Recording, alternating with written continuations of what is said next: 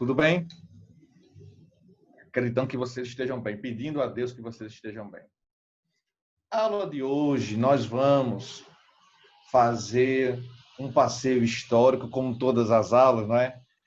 Em cima, agora, do conteúdo que se chama Novíssima República, Nova República, que vai ser aquele período pós a ditadura militar que nós vivenciamos em nosso país.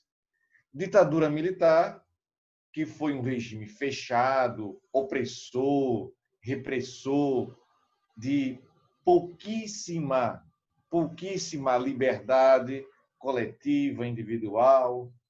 Os partidos políticos, em certo momento, só haviam dois, em outro momento, já no final, há uma liberdade, o chamado pluripartidarismo. E com isso a gente tem a noção de como vamos começar hoje a ter a noção de como vai ocorrer essa transição. Transição? Por que transição, professor? Porque justamente no finalzinho de um regime ditatorial, nós teremos agora uma liberdade, um movimento em que os partidos políticos vão poder se organizar, seu direito de ir e vir vai estar, o direito de cada cidadão brasileiro vai estar preservado e um governo que vai pegar um país em sérias dificuldades econômicas. Por quê? Porque existia nesse momento, no primeiro governo pós-ditadura, a ditadura militar vai durar 21 anos e 5 presidentes, 5 mandatos de presidente. E agora nós vamos conhecer novamente no Brasil o processo democrático e, com o processo democrático, a inflação, a economia, a altos índices de inflação e economia num processo de declínio ruim, de extrema dificuldade.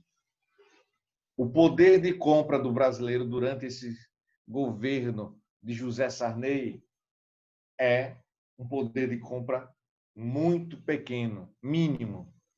Com isso, vai ser implementado, nós vamos observar, né, de acordo com o avançar paulatinamente o nosso conteúdo, vivenciarmos paulatinamente cada conteúdo, a gente vai ter a oportunidade de ver como a crise econômica vai ocasionar uma série de transtornos, de dificuldades, plano econômico em cima de plano econômico, e a solução não se tem.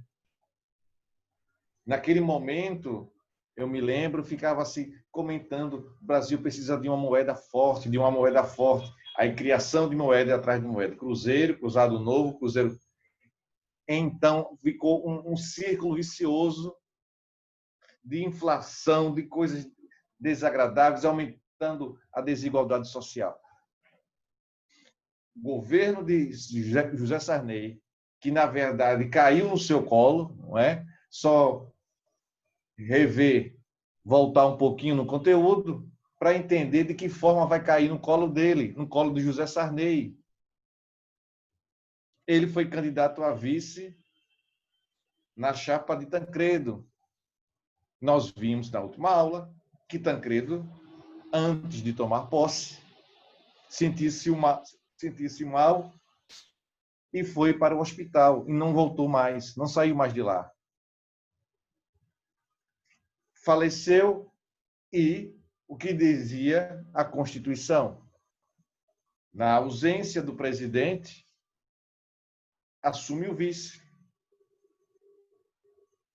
E o vice era José Sarney, que havia, antes de pertencer à chapa de Tancredo, era uma pessoa ligada ao antigo PDS,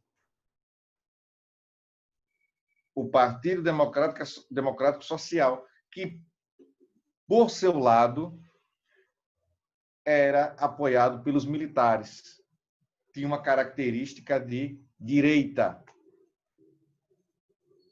Então, que homem vai assumir? De que maneira? Ele vai implantar um governo de direita ou vai ser de esquerda? Que ele se filiou ao PMDB. Os partidos brasileiros voltaram a ter o pé na frente. De que maneira? E aí a gente vai começar a nos aprofundarmos, estudarmos, mergulharmos nesse conteúdo. Pois bem,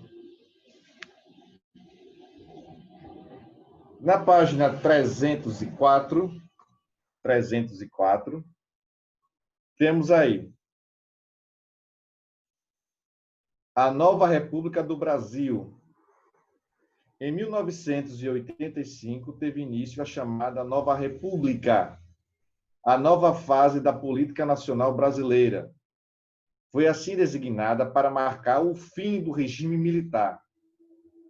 Entretanto, podemos perceber que muito pouco se apresentou de mudanças quando observarmos a correlação de forças político-sociais estabelecidas, bem como a composição do bloco político que controlava o aparelho burocrático do Brasil, do Estado brasileiro, sendo a nova república o resultado da mobilização conseguida em torno da campanha suprapartidária das diretas já e da chapa Tancredo Sarney. Vitoriosa essa, mais uma vez, não é, o livro cita, e eu venho batendo. As eleições ainda não têm a participação popular.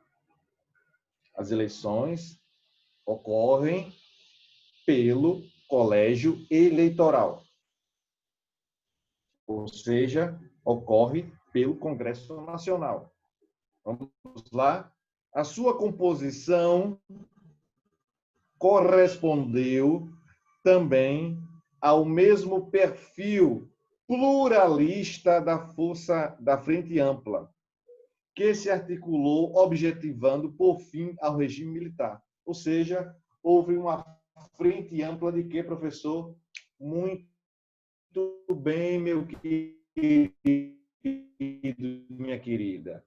De partidos que próximo do fim e fizeram a pressão final, compondo essa frente ampla, onde todos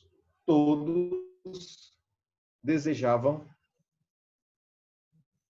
o fim do regime militar e a implantação da república e da democracia, da liberdade de expressão, o direito de ir e vir. Não é isso? Voltemos para cá, para o nosso livro. O governo constituído, foi o que eu falei no início, ó. Vê bem, o governo constituído assumiu uma conotação de governo de transição para o poder civil. A transição, no entanto,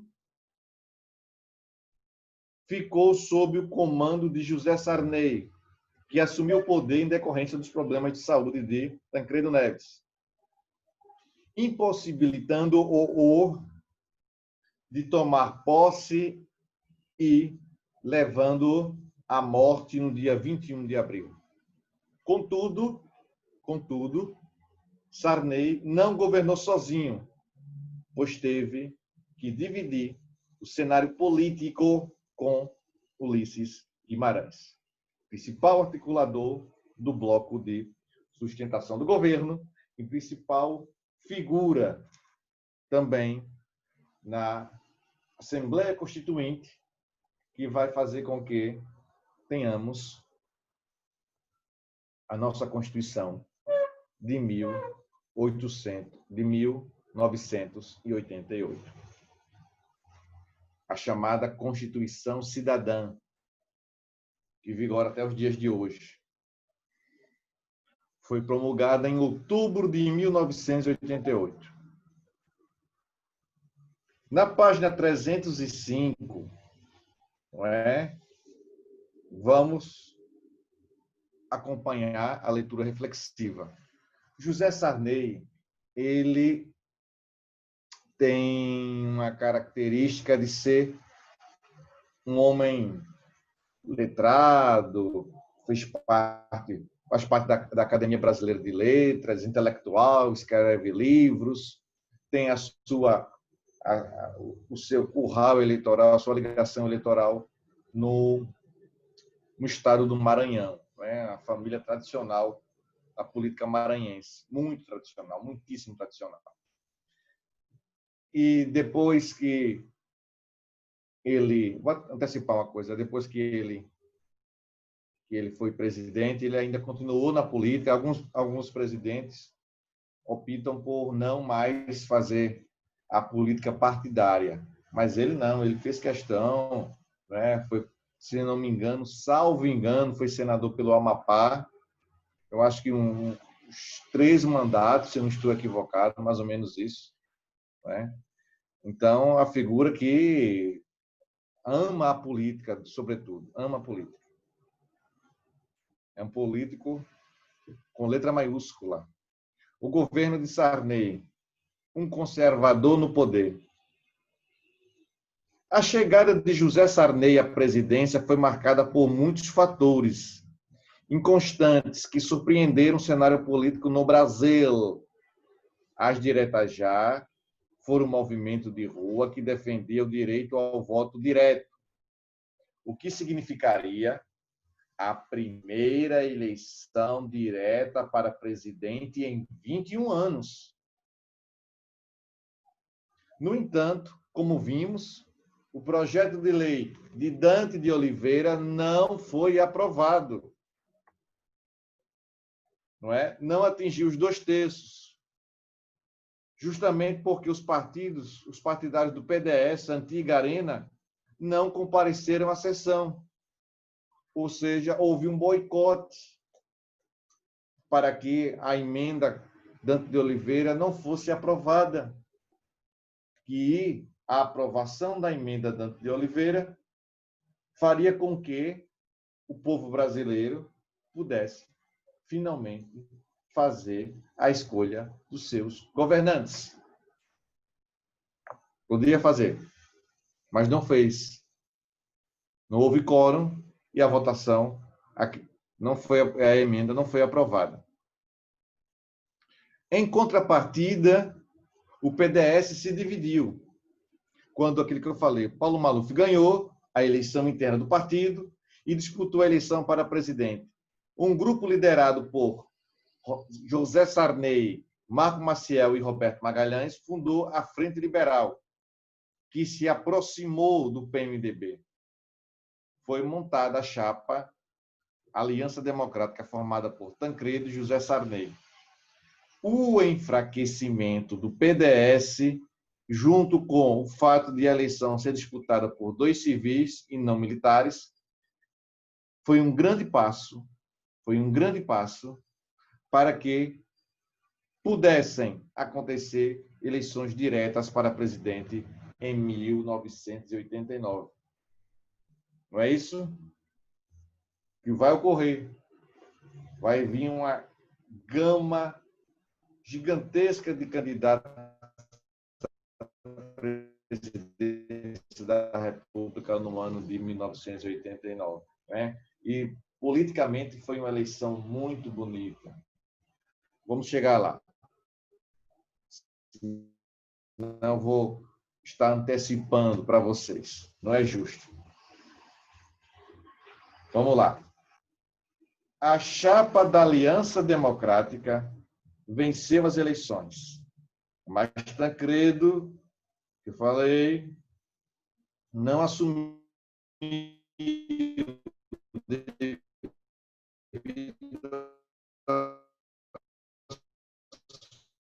sua doença. E a subsequente era bastante questionada por partidos e pessoas que lutaram contra a ditadura militar. Não é? O panorama não era favorável à própria Aliança Democrática, que era bastante questionada por partidos e pessoas que lutaram contra a ditadura militar, visto que José Sarney fez parte do PDS, antiga Arena, que era apoiada pelos militares. Para muitos, os riscos de um retorno ao militarismo acabariam com qualquer possibilidade. O que ele está querendo dizer com isso aqui? Que a colocação de Sarney na cadeira de presidente poderia, muito bem, minha gente, isso mesmo, poderia ocasionar um perigo, já que o partido anterior de José Sarney, o PDS, era ligado à Arena, que, consequentemente, era ligado aos militares.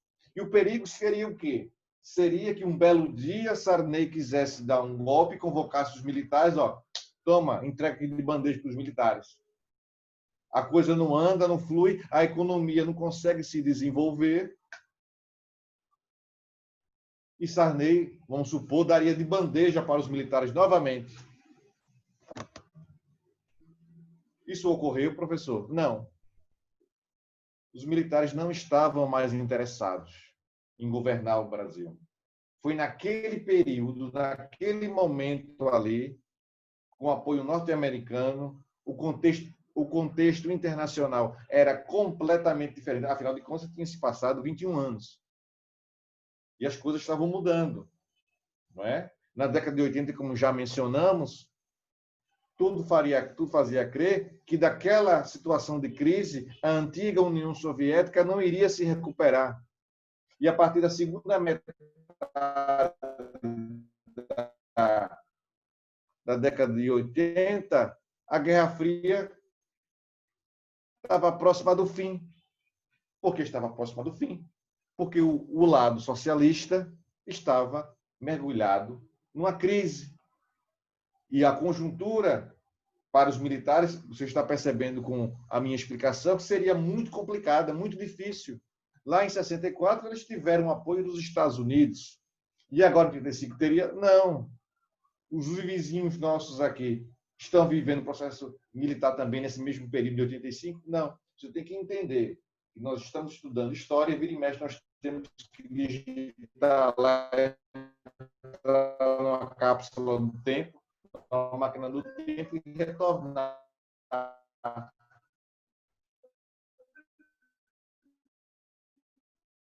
Porque se você for fazer uma análise, a África influenciava, mas tem que entender, meu querido, minha querida, tem que procurar analisar, não é? Procurar analisar. Então, eu quero falar o quê? Ressaltar o quê? Que aqui e ali, na fofocagem, dizia que será que Sarney, diante de um momento desse, ele já foi da Arena, quem sabe, não é? Ele deseja a volta dos militares ao poder. Será que os militares vão aceitar ou não vão? Vão aceitar o poder ou não vão? Ficava aquele questionamento, aquela pergunta no ar. Governar o Brasil. O momento era outro. Volto a dizer, o momento era outro. Havia uma condição desfavorável. Agora, como é que é? Eu deixei, eu liberei, a abertura lenta, gradual e segura lá no governo de Geisel, eu consolidei com Figueiredo, eu assinei loucura essa. Não é? Que loucura. Então, essa possibilidade de volta por parte dos militares é uma possibilidade remotíssima, impossível não, mas muito, muito, muito, muito remota. Não é? Dessa forma, 305, vamos para a página 306, os movimentos em defesa de eleições diretas voltaram às ruas, dessa vez mais fortes. Além disso, Sarney assumiu um país em grave crise financeira, com uma dívida externa significativa, inflação, olha aí, a comprovação daquilo que eu havia dito no processo introdutório dessa aula. Ah, professor, me repete aí que eu não estava prestando atenção, não. Vou dizer, a inflação gigantesca. O poder de compra do salário não correspondia aos produtos. Você tinha dificuldade para comprar carne, para comprar leite, comprar alimentos básicos. Por quê, professor? Porque o salário daquela época não acompanhava a inflação, não era corrigido em cima da inflação. Eu já mencionei, chegava um momento em que o valor de um quilo de arroz era 1 pela manhã e à tarde era outro, era reajustado, a maquininha. Situação muito difícil.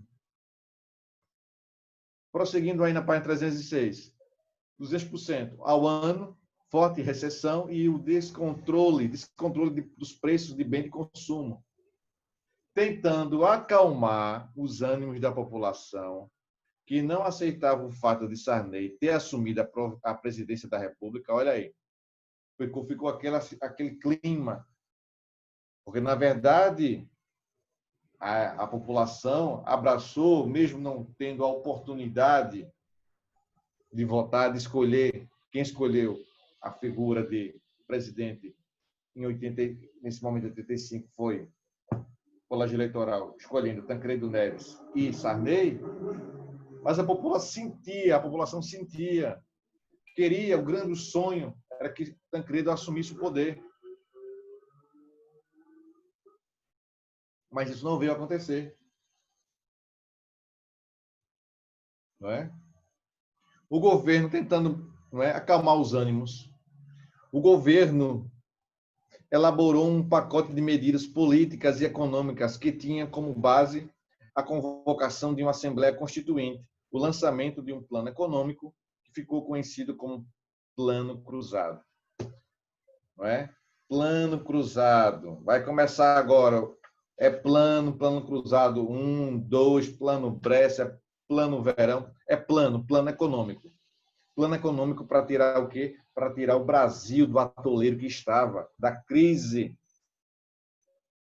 Vamos ver aqui as principais medidas políticas foram, durante o governo esse primeiro momento do governo de José Sarney, criação de uma emenda constitucional que permitia eleições diretas para prefeito em todo o país. Todo o país agora poderia eleger, a população de todo o país poderia eleger os prefeitos das suas cidades. Importante, um passo importante. Outro item, flexibilização da fundação de novos partidos e permissão para a reorganização do Partido Comunista Brasileiro. Olha aí, os partidos comunistas, o Partido Comunista do Brasil e o Partido Comunista Brasileiro, não é? Pertencendo cada um à corrente, um à China e o outro à antiga União Soviética, o PCB, chamado anteriormente, há algum tempo atrás, não vou nem aprofundar quanto tempo foi, mas chamaram de Partidão. O Partido Comunista Brasileiro ligado à teoria da União Soviética. E o PCdoB ligado a Pequim. Né? O comunismo de Pequim é um, do soviético é outro. Depois eu vou aprofundar essas diferenças. A flexibilização para a fundação de novos partidos. Não é? E a outro item, convocação da Assembleia Constituinte. Fundamental esse item, essa medida tomada durante a medida política durante o governo de Sarney. A convocação da Assembleia Constituinte. Professor, o que significa isso aí? Me explica aí. Significa que vai haver uma assembleia entre deputados, não é? E senadores para que pudessem escolher uma nova Constituição para o Brasil. Afinal de contas, os tempos eram outros e as outras constituições haviam sido mexidas, né, de 46, 67, e além de todo o processo, 67 não, de 46 principalmente, vamos ter as emendas constitucionais e, durante o regime militar, os atos inconstitucionais, os atos institucionais, o AI, o velho e bom aí. Né? Lembrando, foi estudado agora há pouco, nós vimos, né? Foram 17 no governo todo, mas tem determinados atos que são super importantes, mais importantes que o outro, como o AI-5, né? No ano de 68, durante o governo de Costa e Silva. Queria convocação da Assembleia Constituinte, que iria se reunir a partir de 1 de fevereiro de 1987 e elaborar a próxima Constituição brasileira. A maioria dos deputados e senadores eram do PMDB, partido do falecido presidente eleito Tancredo Neves. No processo da Constituinte, destacou-se a figura do líder político Ulisses Guimarães. Pessoal, vamos aproveitar esse momento e realizarmos algumas atividades que vão ajudá-los a compreender melhor. Vamos lá. Abram aí o nosso livro na página 315, onde tem aí o item Praticando Conhecimento, que diz assim: como se deu a chegada de José Sarney à presidência do Brasil? Como se deu? Como aconteceu? Como foi o processo todo lá? Desenvolvimento da chegada. Quais foram os fatos para com a chegada de Sarney à presidência da República? Sarney chegou à presidência do Brasil em 1985, após o presidente eleito Tancredo Neves ter morrido vítima de um câncer intestinal. Sarney era vice-presidente na chapa da Aliança Democrática, ou seja, na chapa encabeçada por Tancredo. Na ausência de Tancredo devido à sua morte, o vice iria assumir, José Sarney. Segunda questão: cite as principais medidas políticas tomadas pelo governo Sarney. As principais medidas foram a criação de uma emenda constitucional que permitia eleições para prefeito, ponto e vírgula. Flexibilização para a fundação de novos partidos e autorização para a reorganização do PCB e do PCdoB e PCB. Ponto e vírgula. Convocação da Assembleia Constituinte para se reunir a partir de 1 de fevereiro de 1987. Voltamos agora para a página 306. Fizemos essas duas questões. Vamos voltar para cá, porque agora nós vamos ver no plano econômico quais são as medidas tomadas pelo governo Sarney. Tem assim: no plano econômico, a situação era ainda mais difícil. O povo brasileiro estava insatisfeito com os regimes militares porque nunca terem conseguido controlar a recessão, a inflação, além da falta de liberdade política e de expressão.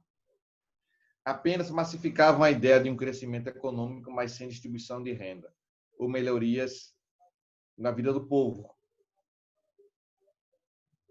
Assim, em 1986, o então ministro da Fazenda, Dilson Funaro, elaborou o Plano Cruzado, cujos principais pontos foram mudança da moeda, mudança do nome da moeda brasileira. Isso vai ocorrer demais, né? Ao longo da história e nesse período da Nova República também. Que deixou de ser cruzeiro, passou a ser o cruzado, perdendo o equivalente a 3 zeros na tentativa de reduzir a distância da valorização cambial em relação aos Estados Unidos. Nos bancos, a única correção monetária que continuou foram as cadernetas de poupança. Criação do gatilho salarial, que aumentava o salário toda vez que a inflação atingisse 20%. O outro item, estímulo para que o povo fiscalizasse os preços, aquilo que eu falei. porque tinha que fiscalizar, que aumentava demais, no mesmo dia, era coisa absurda. Então, o governo criou esses fiscais através da Superintendência Nacional de Abastecimento, os fiscais da SUNAB, que depois passaram a ser também chamados, a população vestiu a camisa, foi também fiscalizar os preços, e aí foram chamados, não é? As donas de casa foram também chamadas de fiscais do Sarney. Não é isso? E com isso, vai haver, com esse procedimento, vai haver a criação de um broche, não é? Fiscal do Sarney. A população abraçou a causa de fiscalizar os preços. Na próxima aula, nós iremos dar continuidade nesse item da economia brasileira. Tem o Plano Cruzado 2, que a gente vai mergulhar nele. Tem um plano Brescia, tem um plano Verão. Veja, observe, apenas em um governo, em um mandato, 4 planos econômicos. É muita coisa. É uma desarrumação gigantesca economicamente. Não é? E aquilo que foi dito, né? Os militares prometiam organizar a economia, cresceu a economia, é verdade, mas não distribuiu. Então, a concentração de renda e a desigualdade no país só aumentou. Tá bom assim? Então, na próxima aula, a gente vai desenvolver os outros planos econômicos durante o governo de Sarney e vamos estudar também o direito que a população vai ter de escolher seus governantes em 89 e a promulgação da Constituição de 1988, a chamada Constituição Cidadã. É aquela imagem emblemática que Ulisses Guimarães levanta a nossa Constituição. Tá bom assim? Tchau, pessoal. Espero que vocês tenham compreendido. Tchau para vocês e até a próxima. Tchau.